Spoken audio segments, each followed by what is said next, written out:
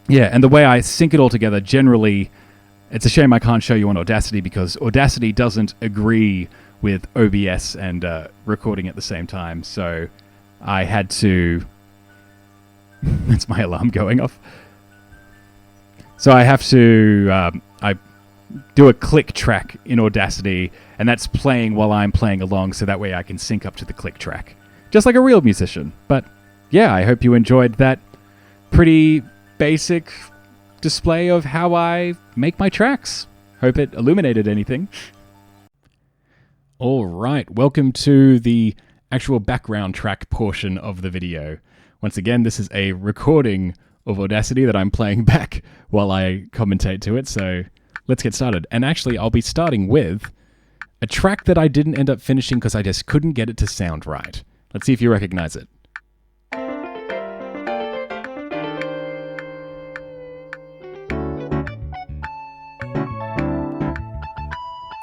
So this is supposed to be Luffy's theme, and as you can see, the name of the file.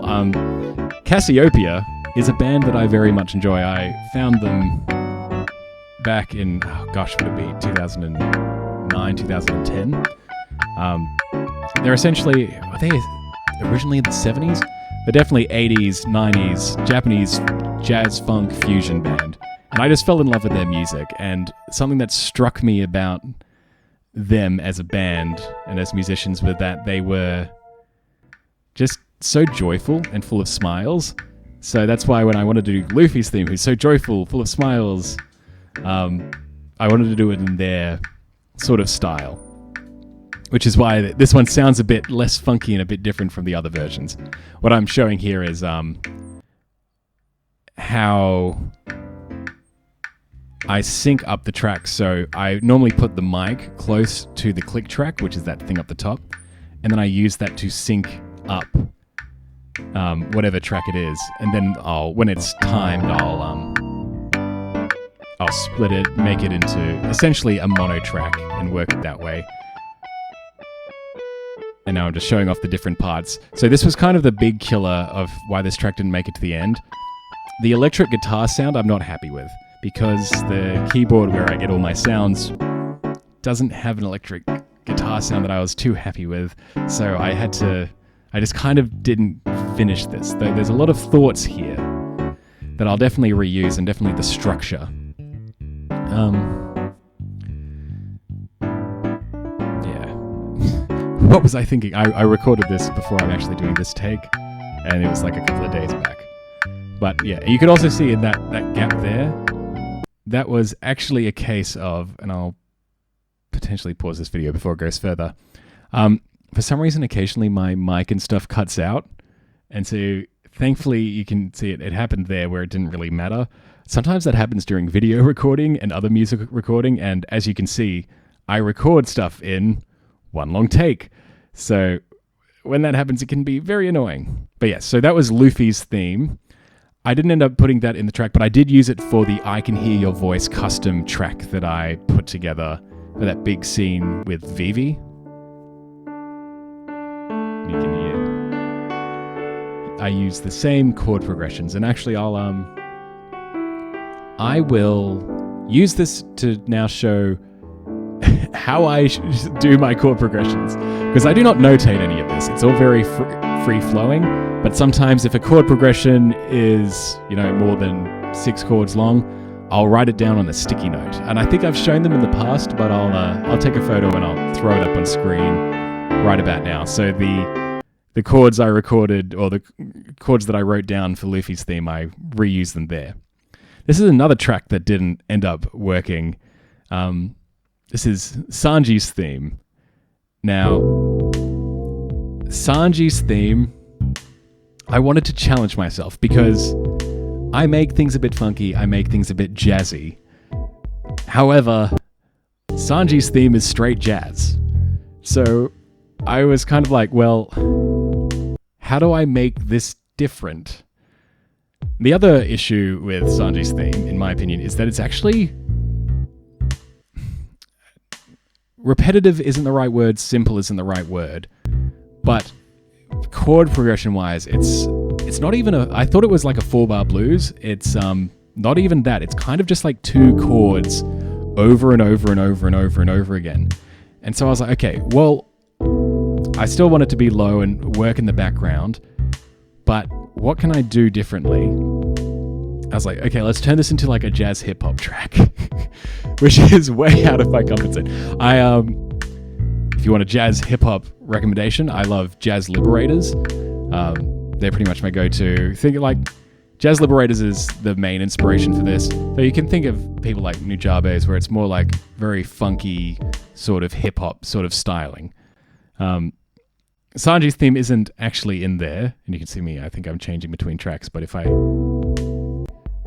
didn't actually record the main Sanji theme, so if I go back here, you can think of the... So it would be...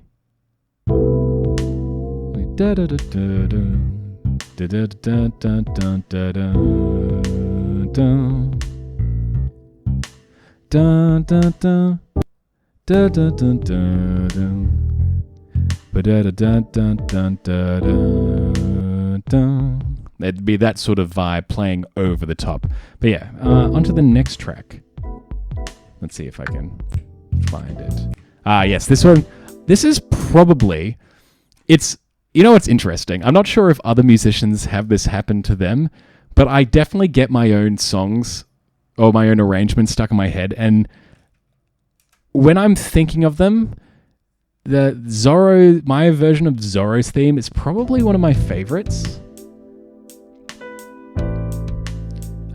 It's actually, and this one's actually very interesting because I had no idea what to do with Zoro's theme, and then it just hit me, and I was like, and I recorded it in like a few hours because I had a really like solid idea of like how I want it to feel and the vibe and all of that. And I think the thing that like kind of tipped me over the edge was when I was listening to the character themes and trying to come up with them. I saw this version that was mixed with the King of... I think it's called the King of Hell version, where it mixes Zoro's theme with the dun da da dun. No, it's not that one. It mixes it with the... Oh no, it does. Yeah, the dun da da dun dun da da dun da da dun da da dun dun da da da dun da dun da da dun dun da da dun da da dun da da dun dun da da da dun dun. And so combining those two to sort of break up the monotony of just having Zoro's relatively low and quiet da da da da dun dun dun dun dun, and having that sort of funky piano over the top of it. But yeah, this one legitimately, like I walk around and sometimes I'll just listen to it while I'm working. Sorry, I've been talking a lot recording this behind the scenes stuff. But this version legitimately gets stuck in my head. And I just like these hits here where it goes doom, doom, doom, doom, doom, doom. And you gotta have that ding. But while this is playing, I think I actually stop it here to move on to the next track. The character theme that I found impossible to make an arrangement for is Usopp's theme. Look that up. It goes like dun da da dun dun da da dun dun da da dun dun dun dun da da da dun dun dun dun da da da dun dun dun dun dun da da dun da da dun. And it's just I have no idea what to do with that. Yeah, To the Groove line, this was the one that probably the one gets stuck in my head the second most, and probably my second favorite arrangement that I made for this series.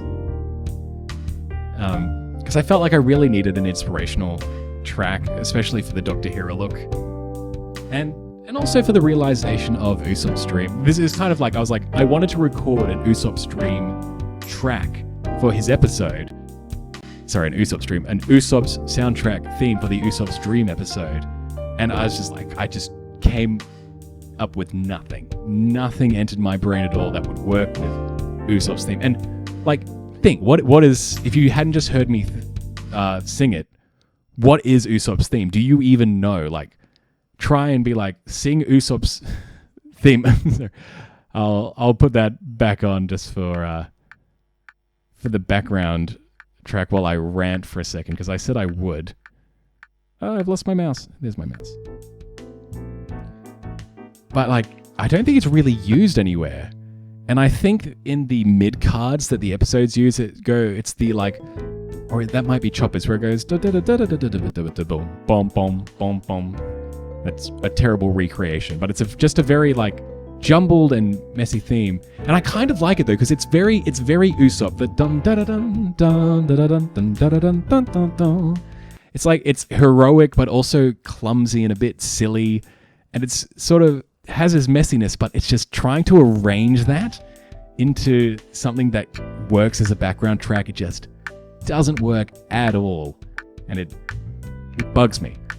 I am a bit sad that I didn't record a Chopper's theme for this series. I probably could have done that one. Chopper's theme is a bit more manageable, so maybe I'll try and do that for the next one, the next series of videos, because Chopper does have his moments in Skypeo, so we'll see what happens. I guess the last thing to mention, I had this in my brain a second ago. What was it though? Let me check my behind the scenes notes.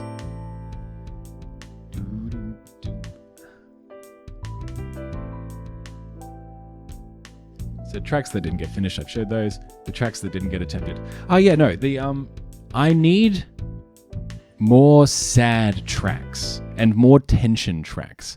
I've got general vibe tracks, which is great. Like I like the tracks that I've made, especially the ones that I've released this series. I'm actually quite happy with.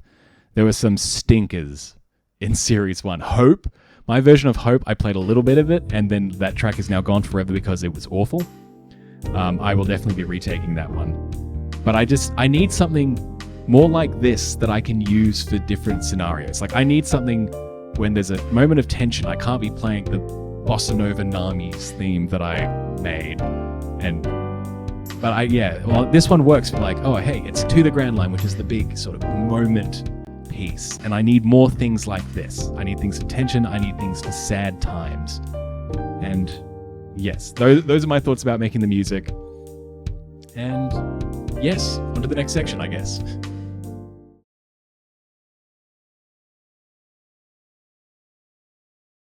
All right, let's talk about script writing, I guess.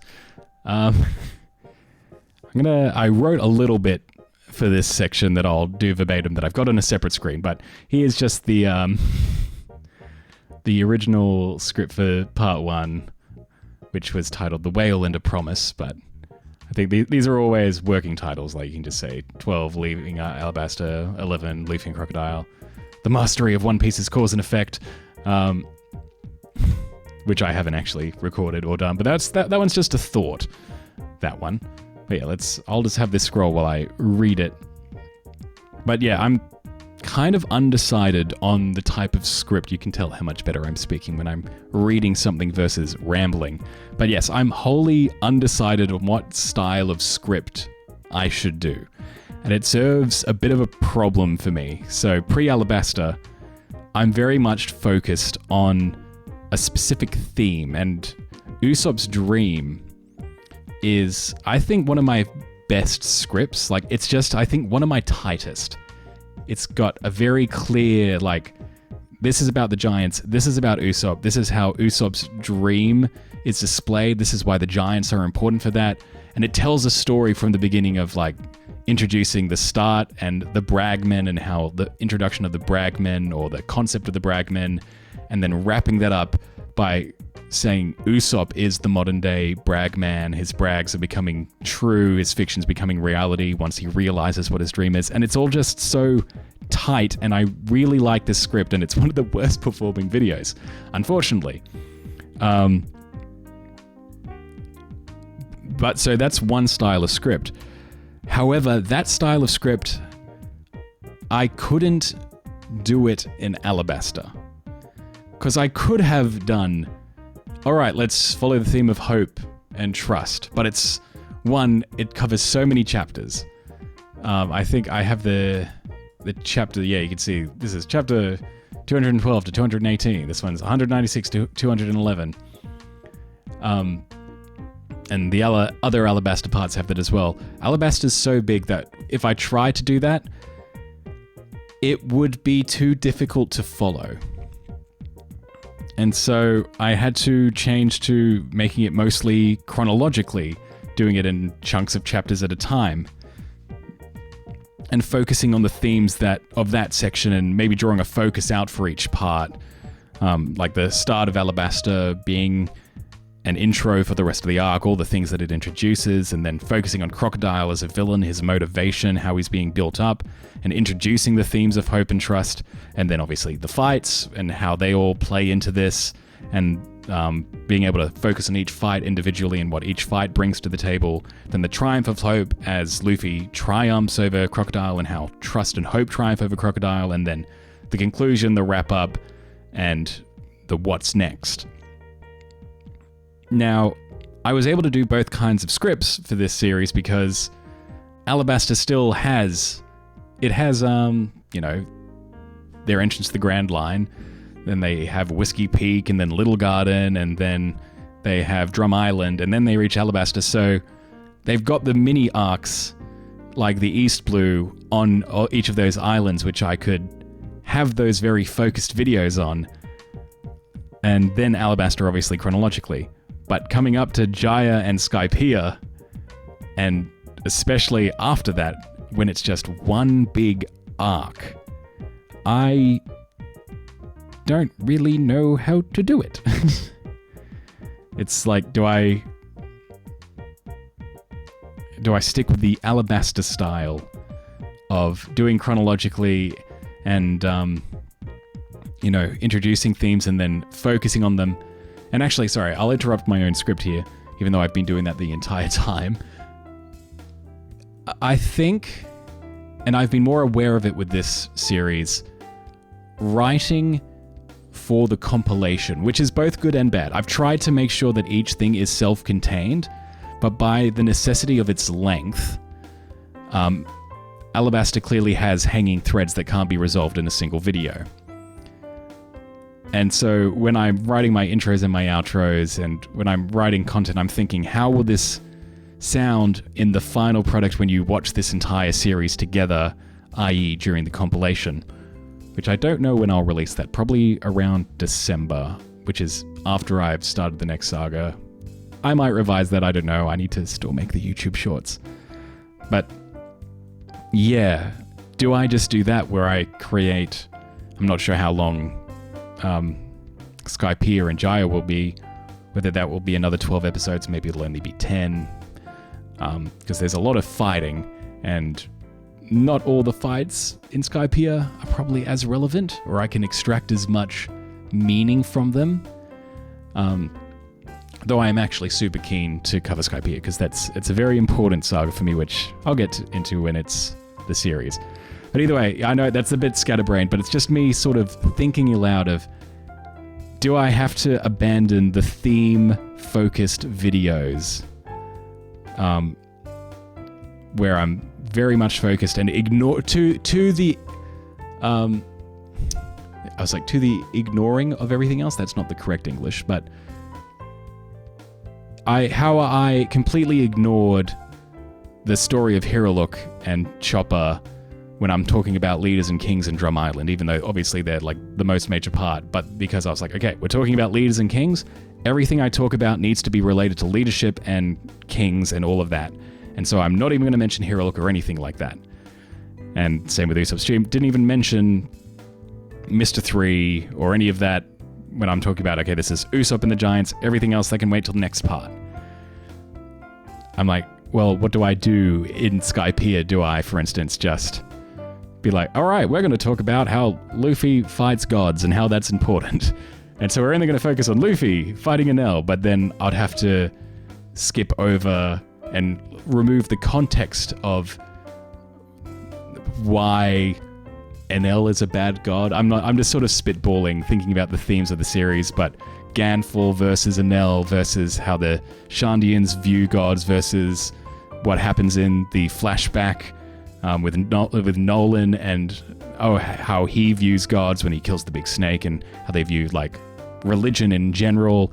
And there's this theme, but it's like that's drawing from very different parts of quite a long arc, and to smash that into a single focus video on gods and religion in Skypiea versus doing what I did in Alabasta and sort of like, hey, hope and trust, keep this in mind. Hope and trust, keep this in mind. Here's the journey of Vivi finally getting a talking to by Luffy and then introducing Crocodile, who's just totally against trust, and then how trust triumphs, and then all of that, and doing that same thing with that theme in Skypiea, or do I focus on it? And it's a continuous battle in my mind with how I do scripts. And I've gotten comments saying both things. I got a lovely comment saying like, oh, I love this very theme-focused video, and then another comment on, I think the fighting one, yeah, I think it was the fighting one, and it's like, oh, this is one of your best scripts yet. And meanwhile, I was like, I kind of just described what happened, but maybe because it was fights, it just felt more segmented, and I don't know. I don't know how much of this I'm going to cut out. Maybe none of it. This is going to be a very long behind-the-scenes video. But yeah, that's kind of that. That's my thoughts on the scripts to come, but yeah, when I record the audio for these scripts, I don't even save the audio file, so I can't even show you in Audacity, but I do just record them in one sitting. Then I do minor cleanup. And oh wait, this is part of a different section. You know what? That's just my feeling on scripts. Actually, sorry. No, there's one last thing with scripts. The way that I write scripts, I'm not sure how other people write scripts. It's certainly not like a movie script. There are no cues. I write things how I read them. So I do things that I will understand when I write. So you can see, like, for instance, this, but I write it like this because I'm like, okay, this is going to be a pause. Write it with these triple dots, and that means, oh yeah, this is a, bring it down. And then written with emphasis. I remember in the first series, I tried doing different colored things, but it was actually more difficult for me to read. So I write things in a way that I know I'm going to read. Like here, like this, and I know that's going to be, they'll abandon him as easily as he abandons them. No one knows Crocodile, no one loves Crocodile, and having each of those lines on a new line means I have emphasis. And etc, etc, etc. So if you're looking for like, okay, it's all centered, and then there's this cue, and then it's like, say with extreme emotion, or say in a sad voice. Sometimes I'll say something and I'll be like, that doesn't sound right, and then I'll retake it. But yeah, I write like how I talk, essentially. Sometimes I'll have cues like this one, got title card, and then freeze frame with music hits, describing each thing that I needed to draw, and then fade into new visuals. But then otherwise, it's all the same, so. Oh yeah, this is where I misinterpreted something in the first part. And I actually removed this from the final script when I was double checking things. But I was under the assumption that the red line itself had several magnetic fields. And I was like, well, that's interesting. If each island only has one magnetic field, why does the red line have multiple? Is that to imply that potentially the red line is made up of multiple islands? Speculation, exactly.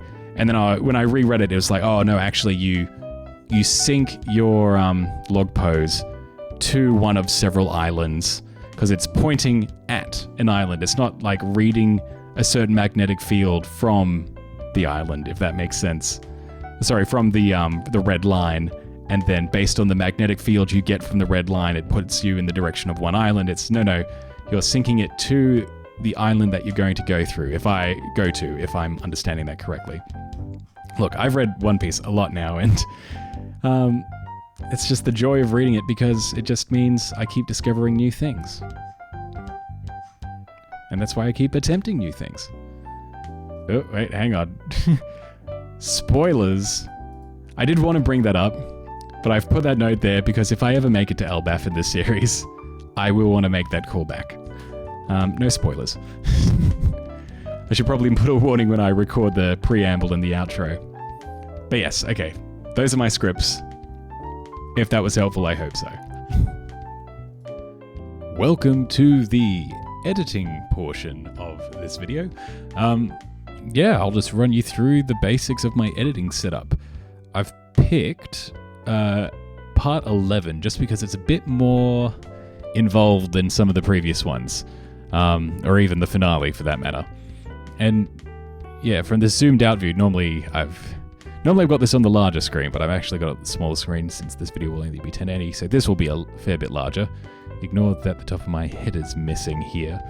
But you can see the involved parts, because part 11 had 2 big moments for Vivi, and I think, yeah, one was this one, the I can hear your voice, and you can see essentially how things are split. There's the background layer, which, can I isolate in this? I've never actually tried. But yes, there's the background layer, which for crab mode involves his leg. So, yeah. So without the background, there is no leg for crab. Then, normally I only have 2 behind layers. So those are used for if I want something to be behind the body of the crab, which I think, yeah. That way it'll be behind the eye. This case, I needed 3 just because there was a lot of it for this scene in particular, with the whole I can hear your voice and Luffy seeing all of Vivi's journey. Then I have the the body layer. This is the same setup for the crab and for Mary. I'll show Mary next. But you can see the body, and then I have the eye for either the crab or Mary, the mouth for the crab or Mary, mouth for Blob, and eyes for Blob. So yeah, it's eyes. Normally when I edit, this will just be disabled and it will be like this. It's like outside layers are the eyes, because generally they change the most. With Blob it alternates pretty frequently, but especially with crab is normally on the smile, or the frown, but normally the smile. And the eyes change a fair bit more, so it just, rather than having like eye, mouth, or even eye, mouth, I just found it easier to have the eyes on the outside and the mouth on the inside. That being said, compared to my previous series, I've definitely made editing harder, because previously there was just one expression layer. Or even it was just one Mary layer, frankly. It didn't have the body and then 4 parts. It was just the body with the current expression. But this series, I felt a bit limited by that. And there were times in the last series where I was like, oh, I want that eyes, those mouth, but then I'd have to export a new version of the image. And so this time I was like, all right, I'll just put them all on separate layers. And you can see that if... Go here, obviously I've got my One Piece chapters, which I've put the number in front so that way I can sort them alphabetically. I've gotten really good at identifying where something is. Like if I'm like, okay, this is the Alabasta arc, I want Vivi, I'm probably, yeah, you can see that's it's easy when you look for the cover pages, but if I'm looking for when Vivi confronts Crocodile, that happens at around the halfway point, maybe a bit before, so... Yeah, so actually that's the war. I've gone a little too far now, but go there. So between... Oh wait, no, actually, sorry. I thought that was the lizard kick. No, I was actually already there, and I overestimated myself. It's kind of crazy that like the battle portion is more than half of the Alabasta panels. But yeah, so I've got all those. I've got the cover stories separate. Hachi, just because... Why did I... Oh, yes. Because Hachi's cover story technically starts during the Alabasta saga, but I didn't talk about it because it wasn't really relevant to the story. Not that his is very relevant to Skypiea either, but I'll be covering it then. Yeah, so the main thing I was showing is... yeah, so in Blobbit faces, I've got the blush, the sweat, and then all the different eyes. It's a bit hard to see on the dark, but you can see like the angry eyes, the hard eyes, the wink... think, wince, empty. There's some that I don't use very often. In fact, let me extend, or not extend. I'm going to, let's quickly put together. I won't do the background. The desert loop is only, I think it's 2 minutes, while this one is a lot longer. I think it's well over 30 minutes, but let me do a blank canvas. And I will throw in a fresh desert loop. I just won't save this project, that's fine. And I'll just build it from scratch once more. Yeah, I'll just use this portion. So yeah, you can see the desert loop, which has the leg moving and, the background movement. Then this layer. Then I'm going to pick some ones that I don't often get to use. Like I very rarely used the empty eyes. I feel like I'm breaking how I do things by not using these layers, but what's something I use even less than that? I don't really use the closed flat eyes too often, so I'll do that.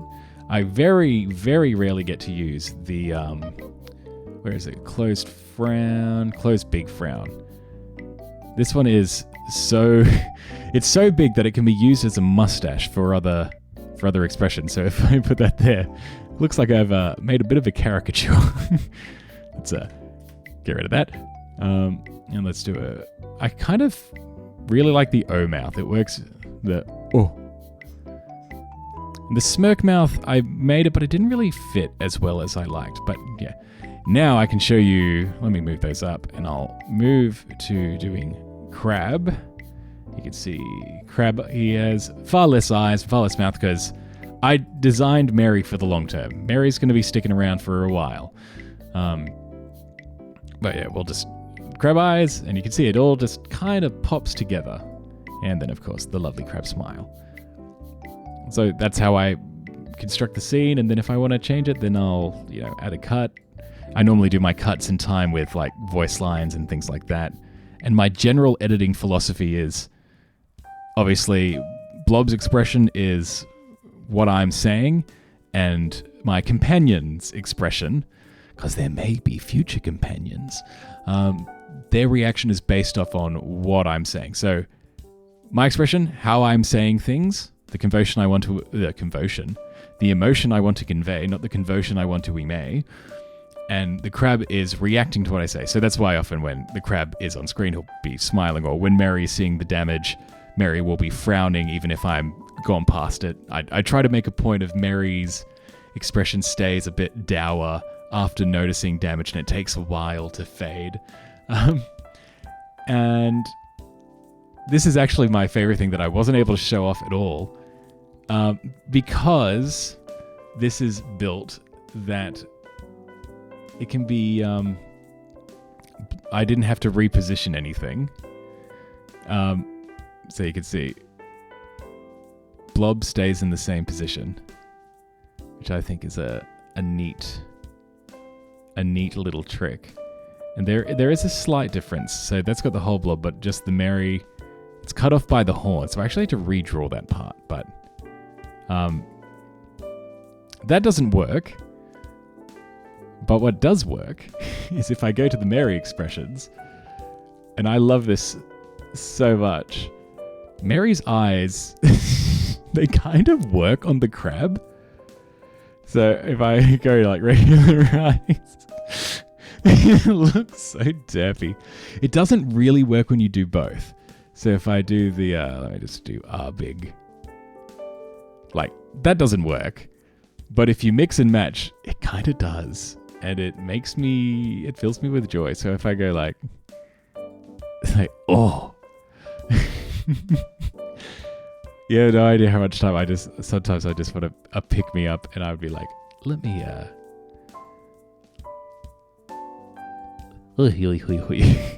But I think by far, yeah, it's definitely the best when it's the crab's mouth and the Mary's eyes.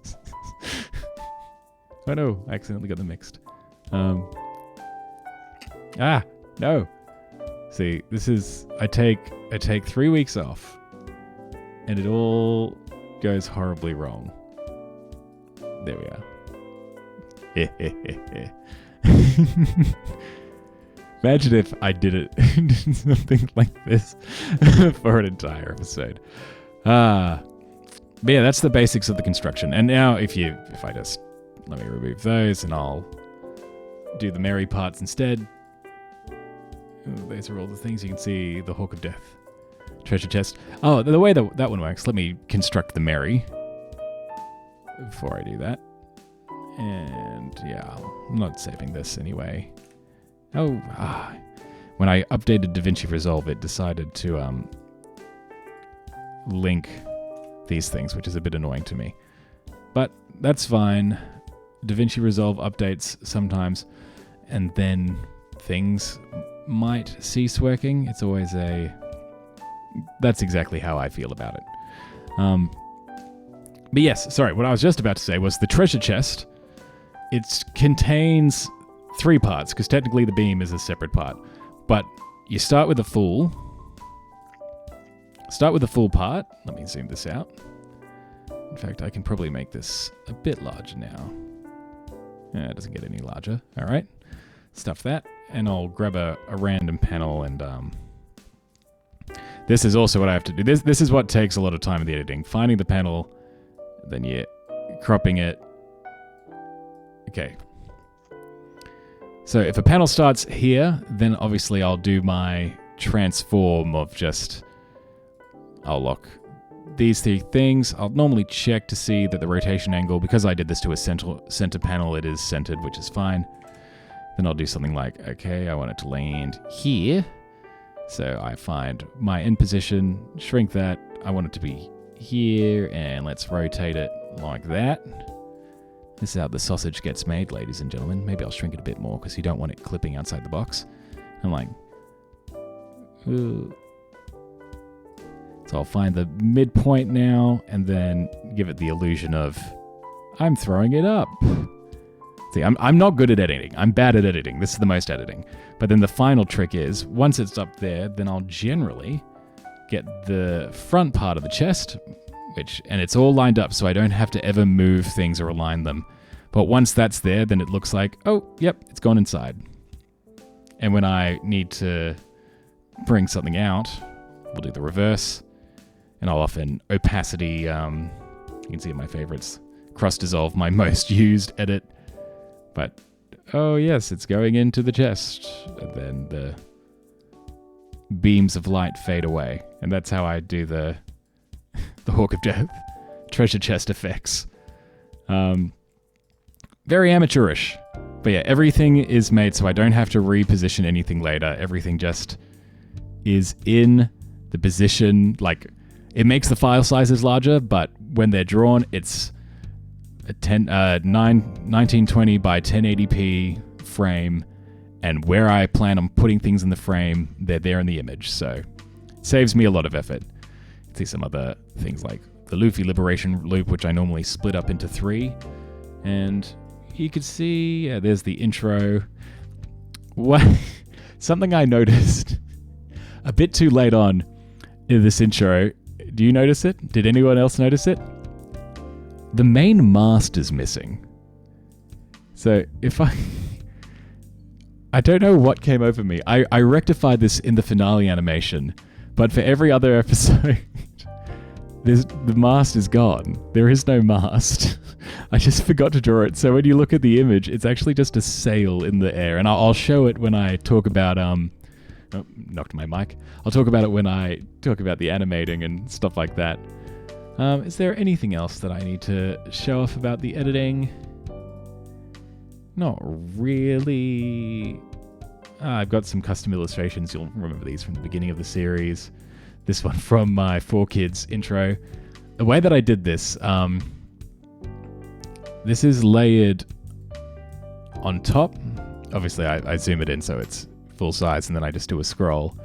And then I also have this underneath it.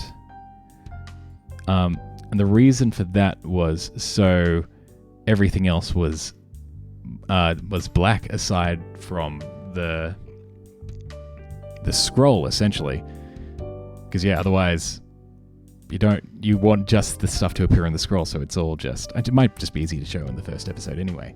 But yeah, you can see everything is trying to be organized. There's a few loose bits here. You can see all my background tracks for One Piece. The sound effects, the only ones that exist are the construction ones for the Mary.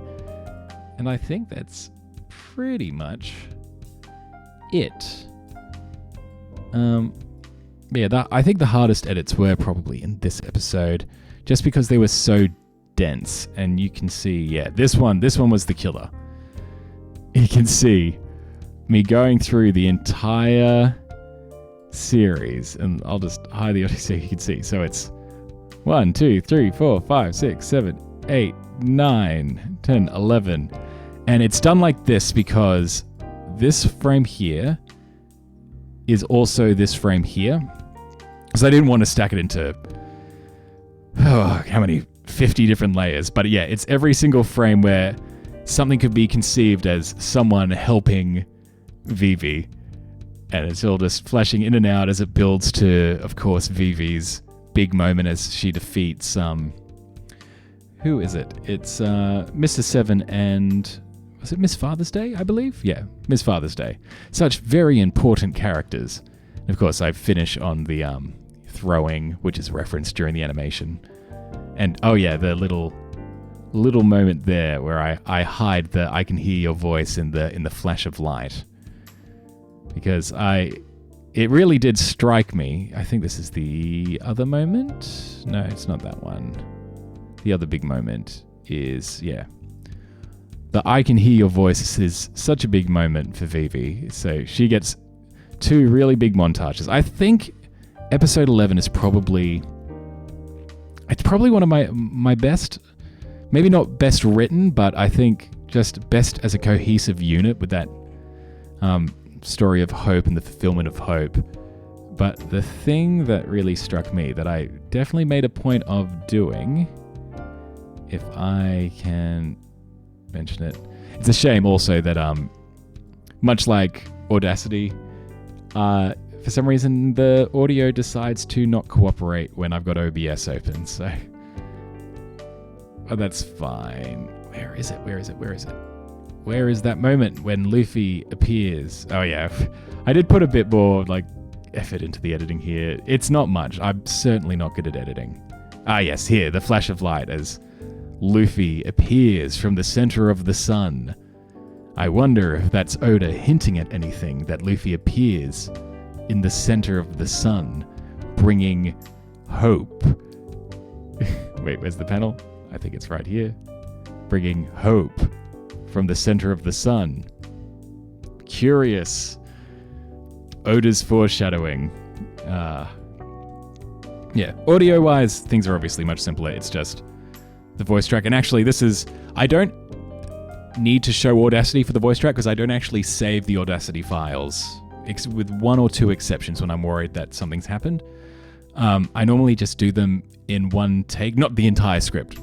Gosh, no, yeah, I stumble, I misread, etc. Some of those even make it through to the final edit.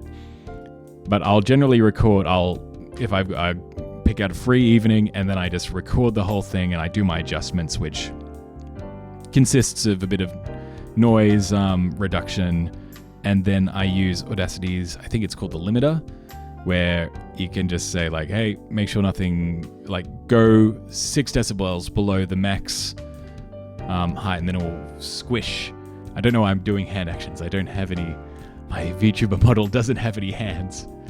But it will reduce the decibels, and then I'll readjust everything up, and then it will just balance things slightly, because I think my audio balancing was a bit bad in my first series.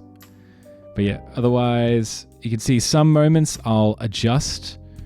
For this montage, I made sure Us was playing. I have a thing with music. Sorry, I'm very tangential, and this is what happens when I'm not scripted. So this is why I need to be scripted.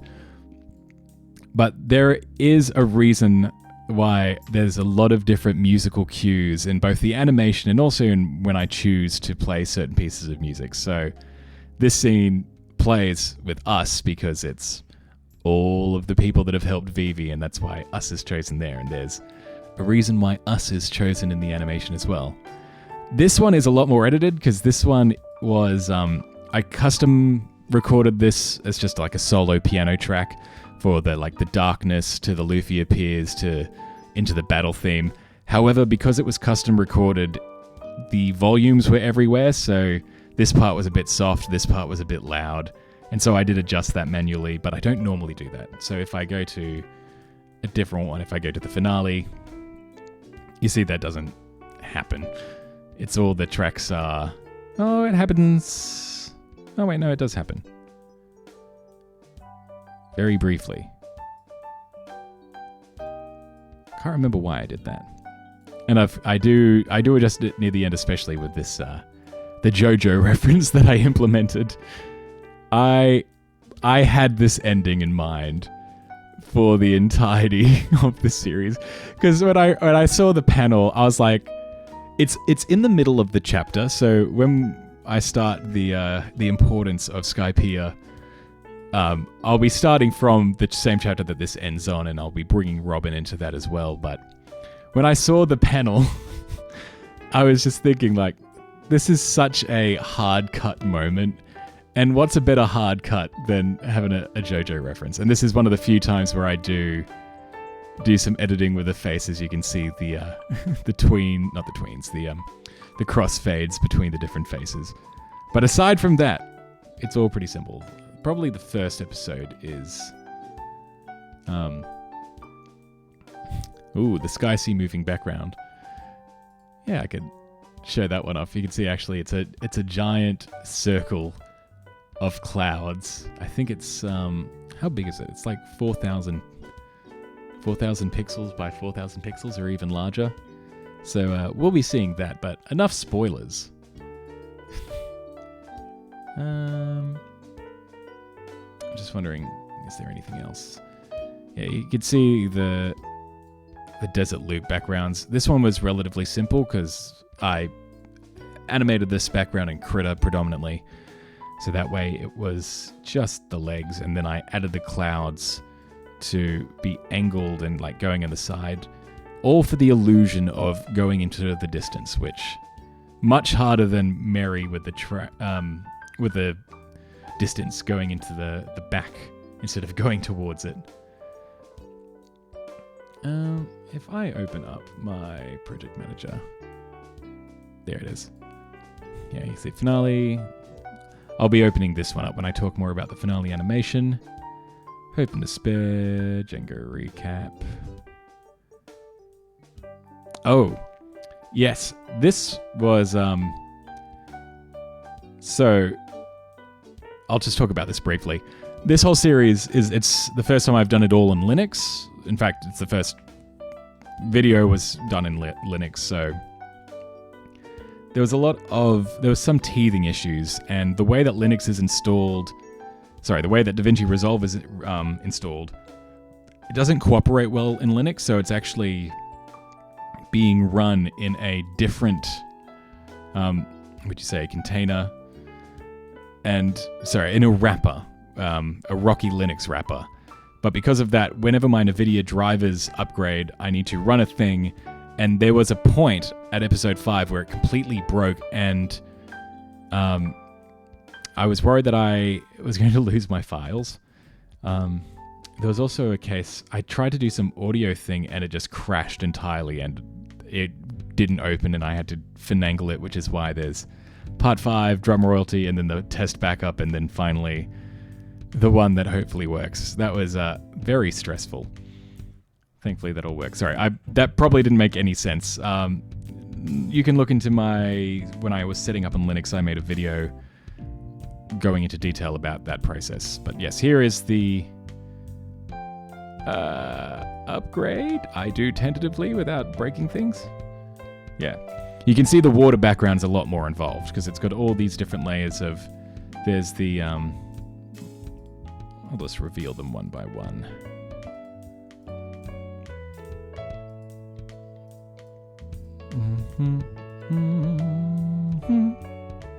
So, first it's the sky, which is a static asset.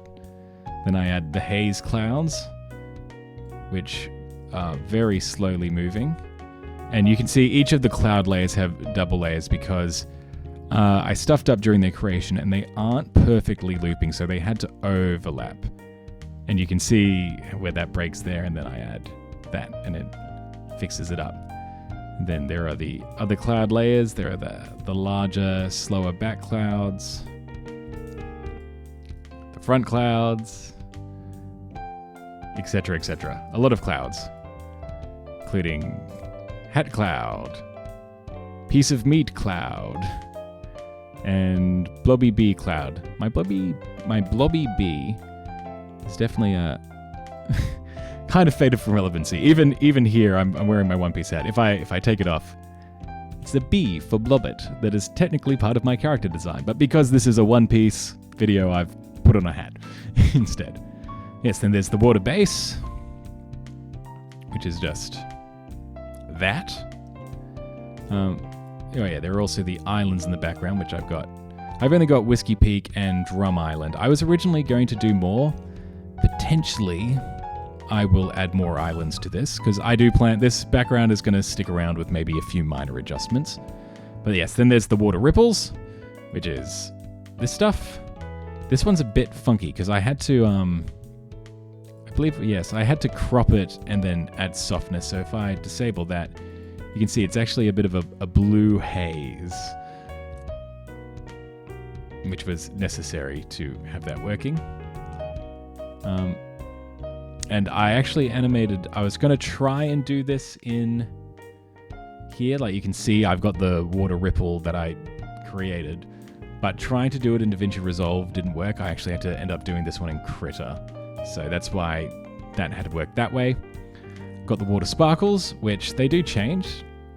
They're a bit subtle, but when I skip through it like this, you can see them changing.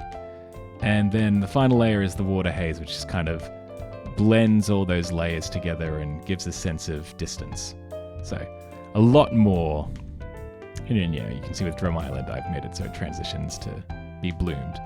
Is there anything else to do with editing? I've got some notes of things I wanted to touch on. Yeah, all the different layers, how the different backgrounds function. Ah, yes. Here is a part of the editing process that you might not expect. So, welcome to my video files. Look at this. You can see, yes, I'm on Kubuntu. And so, this is how I do it. You can tell I work in tech because I date stamp all my videos. But yeah, you might be wondering, input video, output video, how does this work? Well, when I render my videos, go deliver, you can see how it's already there.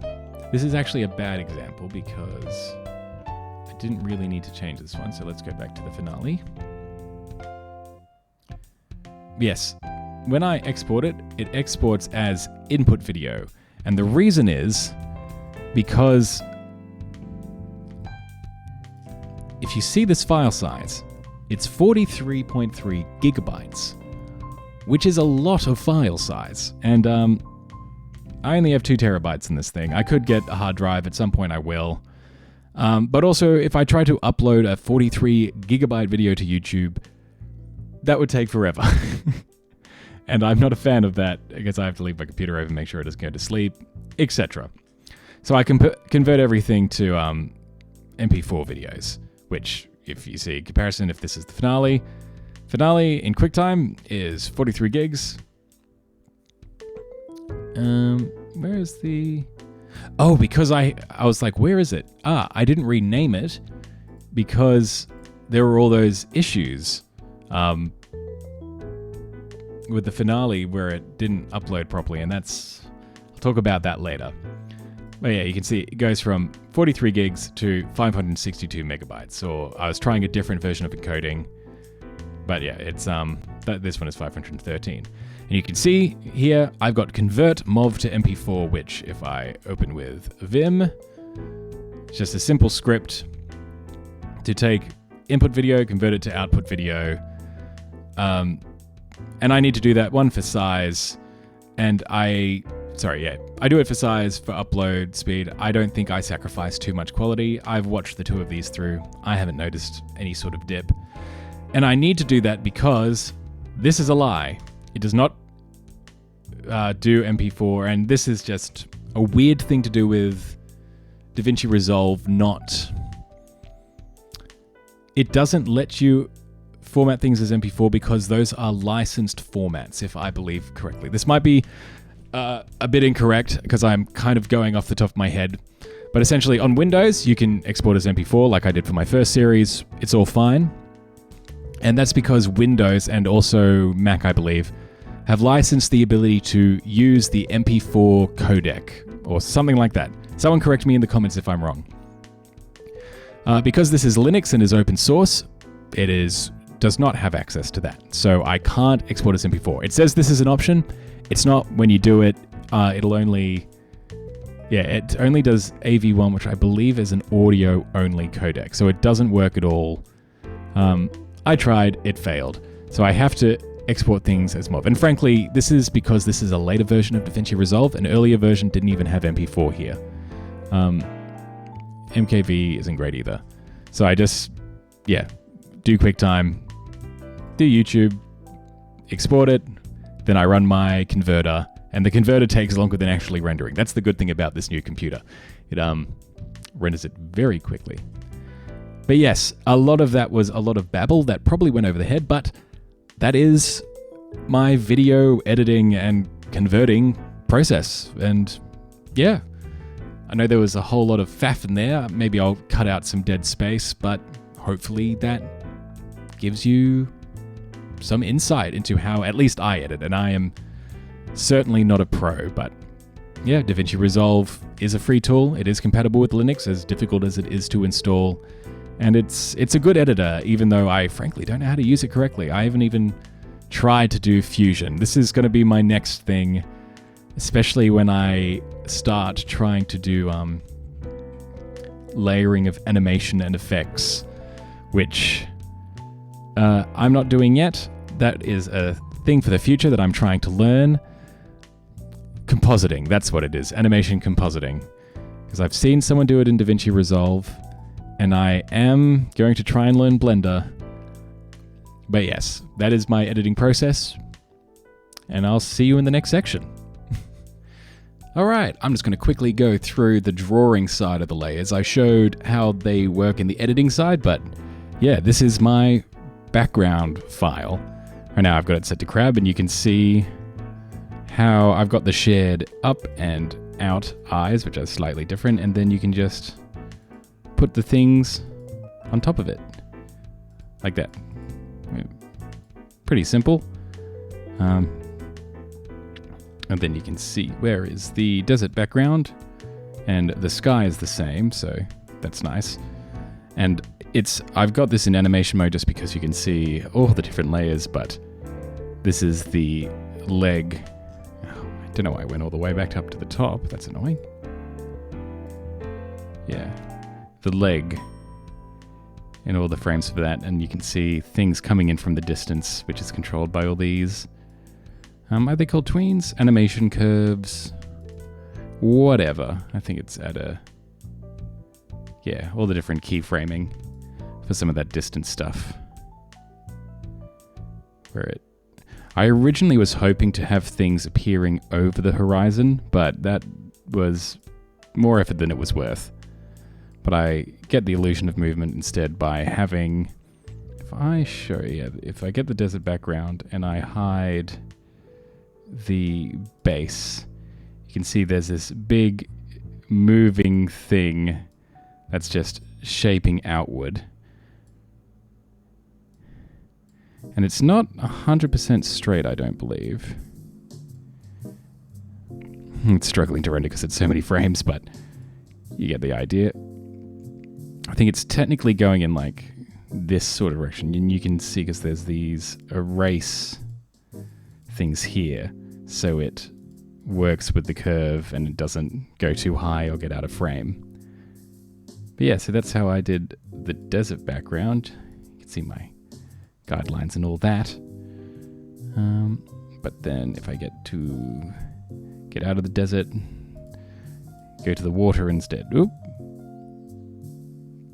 Clicked on the wrong thing and accidentally dragged it into frame.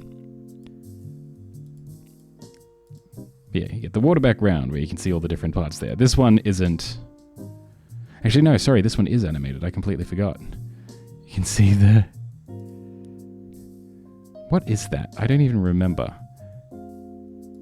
Oh, this is how I built the thing. See, I barely remember because it was so long ago that I actually made it. But yeah, you can see the islands, which I don't animate them in here. I did that in DaVinci Resolve instead. And And I give them a bit of fog, just, give them that distance thing. But I have got the full-sized islands here as well. You can see I was intending to do Little Garden, but it didn't end up materializing. Yeah. And yes, you can see my reference image here. Where is... You can see the layers. There's the base of it. I think I showed that one before. But now you can get to the Mary, who is currently got a very interesting expression on her face. Where's your mouth, Mary? Shading. Oh, they're within expressions. At the eyes, at the mouth. The reason why the eyes are kind of like that alone. Yeah, we'll keep it like that. And, oh, this is the other thing. I have the islands, but I need to have the overlapping part for the horn. And minimize the crab. There's a additional bit that I added for the crab just because more was visible. Yeah, all pretty straightforward stuff. But essentially, whenever I needed a new eye or whatever, I would, for instance, let's just hide that. I would hide all the backgrounds as well, till it is nothing but void. And then I would actually hide the blob as part of this. And whatever expression I would then draw it. So you can see I've got a eye outlined there. If I needed a completely different eye shape, I'll do that. If I just needed to move the pupils, I could do that because I've got the pupils saved. But then literally, for this whole canvas, save that as a new image, and that would be the new expression, because that way I don't have to adjust anything in post, it all just goes, and it just works. I realize I talk so fast and there's a bit of a delay that my mouth doesn't really move on the VTuber model. Oh well. But yeah, that's how I drew the backgrounds. Alrighty, if you managed to get through all of that, let's get real for a second. I'm pretty frustrated that the finale video did not upload correctly. I worked really hard on that animation and then YouTube stuffs it up. I guess I should have pre-watched it before it went live, but this certainly hasn't happened before, and now I also have the worry that there's been some sort of processing error in my other videos.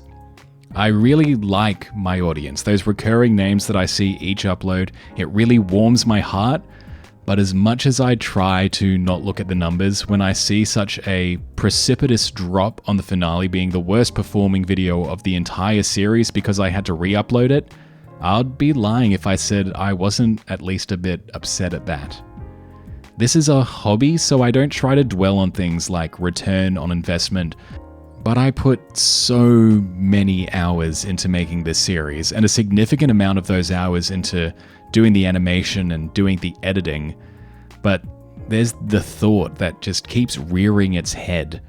Why don't I just stop trying so hard? Don't change expressions, don't tell a story, show whole pages instead of cropping to individual panels. Don't try so hard. That's why I made the villain of this portion of the story doubt. Not only was it thematic in the story of Alabasta, doubt is the opposition to hope and trust, but it's something I've wrestled with during the making of this series. I personally think that explaining the symbolism of your own work is frankly a bit lame.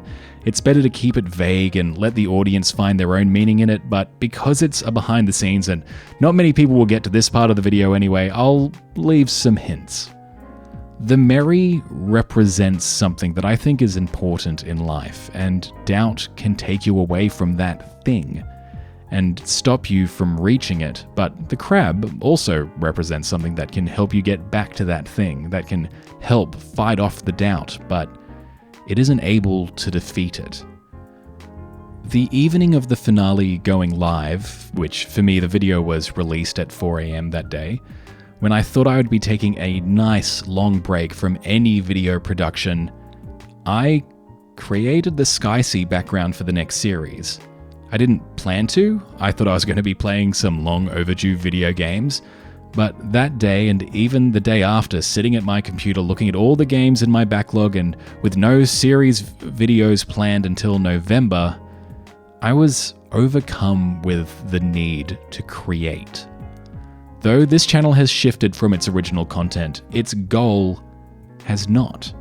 In my very first video, right at the very start of making anything and putting it on YouTube, I said this: how many times in life have you had an idea, wanted to try something, and then thought, that's going to take too long, I don't have the skill to do that, I probably shouldn't.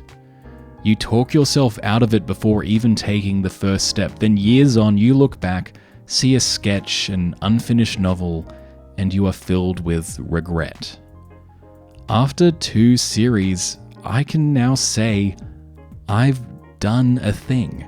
I've made 2 whole animations, I've seen 2 multi-part series through to their conclusion, I've most terrifyingly shared my thoughts in a series that I love on the internet. I'm in the process of telling a story while doing it, and I feel driven to continue. I've got a very kind returning audience, and I've received some lovely comments that sometimes make my eyes a bit watery. As much as I sometimes like to complain about me making more work for myself, I like that I know how the Mary of my videos will react, and that the crab now exists, and that I've made a background going towards the horizon. My time management has gotten better. While pure hours it took more time to get this series done than The Point of East Blue, I didn't feel nearly as stressed as I did with the first series. I was even taken out by food poisoning for a solid 5 days and still managed to make my deadlines. I enjoy making this series even when that doubt encroaches, and while I wish I could do things better, could animate better, mix music better, edit better, I don't have any regrets about making it. These final thoughts went a fair bit longer than expected, but this is also a part of making something, just as much as the making of the music, the art, the script writing. The next video will be a recap of everything inside the Hawk of Death treasure chest, a series recap, and I'll probably throw something to do with the upcoming new season of the live action, but hey, if you've got any questions, just ask them here or in my not very often advertised Discord, link in the description, and I'll answer those as well. And really, I think all of you watching should try and make something. It can be small, it can just be the start of something. I planned the story of the series on a piece of scrap paper while taking the train back home one day, but just do it. This channel may be my journey, but even though the content has shifted, I won't change its name, because it's not I attempt new things. It's we attempt new things. So, thank you for watching, and I hope you have a fruitful day.